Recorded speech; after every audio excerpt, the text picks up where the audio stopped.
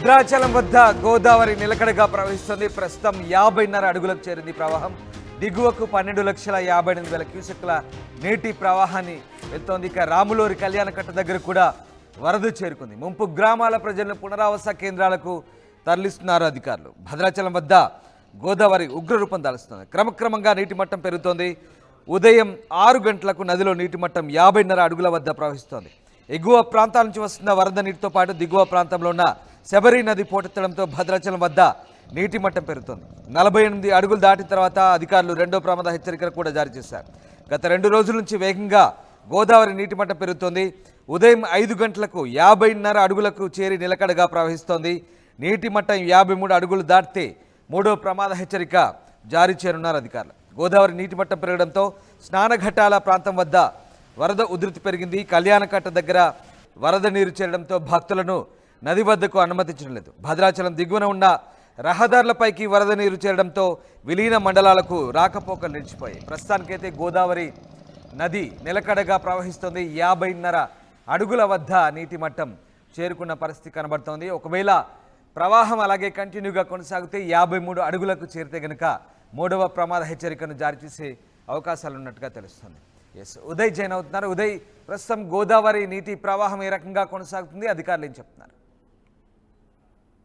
సంతోష్, భద్రాచలం వద్ద గంటకు గోదావరి నీటి మట్టం అయితే క్రమక్రమంగా పెరుగుతుందని చెప్పుకోవాలి. ప్రస్తుతం 50.5 అడుగుల వద్ద నిలకడగా ప్రస్తుతం గోదావరి ప్రవాహం అయితే ప్రవలు తొక్కుతున్నటువంటి సిచ్యువేషన్ ఉంది. 12,58,000 క్యూసెక్ల నీరు భద్రాచలం నుంచి పోలవరం వైపు అయితే పరుగులు పెడుతుంది. ఒకవైపు శబరి కూడా కూనవరం వద్ద చాలా భారీ ఉధృతంగా ప్రవహిస్తున్న సమాచారం ఉంటుందో శబరి పోటు కారణంగా కూడా భద్రాచలం వద్ద గోదావరి నీటి మట్టం అయితే పెరుగుతుందని తెలుస్తుంది. ఛత్తీస్గఢ్ లో కురుస్తున్నటువంటి భారీ వర్షాల కారణంగా అటు పూర్తి స్థాయిలో ఇంద్రావతి కూడా ఉప్పొంగి ప్రవహిస్తుంది. ఇంద్రావతికి తోడు తాలిపేరు నుంచి కూడా పెద్ద ఎత్తున గోదావరిలోకి దిగువకు నీరు విడుదల కావడంతో పూర్తి స్థాయిలో భద్రాచలం వద్ద గోదావరి నీటి మట్టం అయితే క్రమంగా పెరుగుతుంది. ఇప్పటికే అటు ఛత్తీస్గఢ్ నుంచి తెలంగాణకు పూర్తిగా రాకపోకలు బంద్ అయ్యాయి అని చెప్పుకోవాలి. దాదాపు రాయనపేట వద్ద పూర్తిగా NH-30 పై కూడా వరద నీరు వచ్చి చేరడంతో అటు విజయపూడ జగదల్పూర్ రహదారి పూర్తిగా క్లోజ్ అయిపోయింది. రవాణా కూడా స్తంభించిపోయింది. మరోవైపు అటు భద్రాచలం నుంచి భూపాలపట్నం వెళ్లే రహదారిపై కూడా కన్నాయగూడెం వద్ద పూర్తిగా నీరు వచ్చి నిలబడుతూ పూర్తిగా అక్కడ కూడా రాకపోకలు నిలిచిపోయినటువంటి సిచ్యువేషన్ ఉంది. ఇప్పటికే పర్ణశాలకు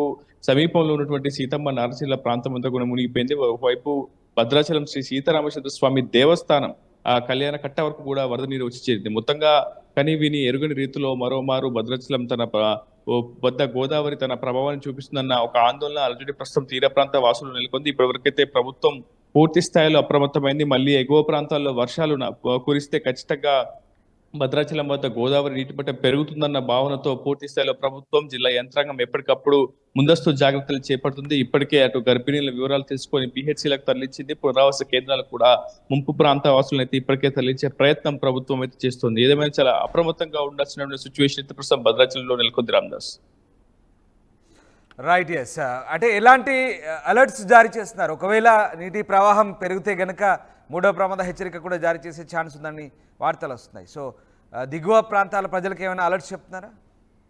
43 అడుగుల వద్ద భద్రాచలం నీటి మట్టం గోదావరి నీటి మట్టం భద్రాచలం వద్ద 43 అడుగులు వరకు చేరితే మొదటి ప్రమాద హెచ్చరిక, 48 అడుగుల వద్ద రెండవ ప్రమాద హెచ్చరిక, 53 అడుగుల వద్ద మూడవ ప్రమాద హెచ్చరికను అధికార యంత్రాంగం జారీ చేస్తుంది. 48 అడుగుల వద్ద రెండవ ప్రమాద హెచ్చరికను జారీ చేసింది. ప్రస్తుతం 50.5 అడుగుల వద్ద గోదావరి నీటి మట్టం నమోదైంది. మరొక 3 అడుగులు పెరిగితే ఖచ్చితంగా మూడో ప్రమాద హెచ్చరికను కూడా అధికార యంత్రాంగం జారీ చేసే అవకాశం అయితే ఉంటుంది. అయితే ప్రస్తుతం కేంద్ర జల సంఘం అధికారులు మాత్రం మళ్ళీ గోదావరి కొంత తగ్గుముఖం పడుతుందని అంచనా వేస్తున్నారు. ఎందుకంటే తాలిపేరు నుంచి ఇన్ఫ్లో ప్రస్తుతం 25,000 క్యూసెక్లు మాత్రమే ఉంది, అవుట్ఫ్లో 25,000 క్యూసెక్లు మాత్రమే ఉంది. సో కొంత వరద తగ్గిందని చెప్పుకోవాలి. కానీ ఎగువ ప్రాంతంలో బీజాపూర్ సుక్మా జిల్లాలో మళ్ళీ వర్షాలు నమోదైతే ఖచ్చితంగా మళ్ళీ ఆ వరద ఉధృతి క్రమంగా పెరిగే అవకాశం ఉంటుంది. గోదావరి వద్ద భద్రాచలం వద్ద గోదావరి నీటి మట్టం కూడా పెరిగే అవకాశం యాజ్ యూజువల్ గా ఉంటుంది. సో ప్రభుత్వం అయితే ప్రస్తుతం మూడవ ప్రమాద హెచ్చరిక రాదు అన్న ఒక ఆలోచనలో ఉంది. కానీ వస్తే ఏ విధమైనటువంటి చర్యలు తీసుకోవాలి అవన్నీ చర్యలు ముందస్తుగానే తీసుకుంటుంది. 53 అడుగుల వద్దకు చేరితే పూర్తిగా భద్రాచలం కొంత వాటర్ తోటే పూర్తిగా అష్టదిగ్బంధనం అయ్యే అవకాశం ఉంటుంది. పూర్తి స్థాయిలో కరకట్టని మళ్ళీ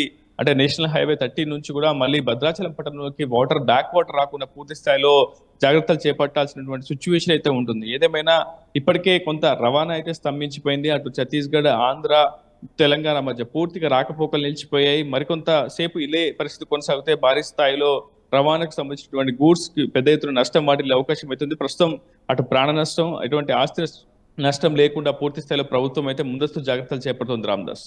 right, yes, thank you Uday.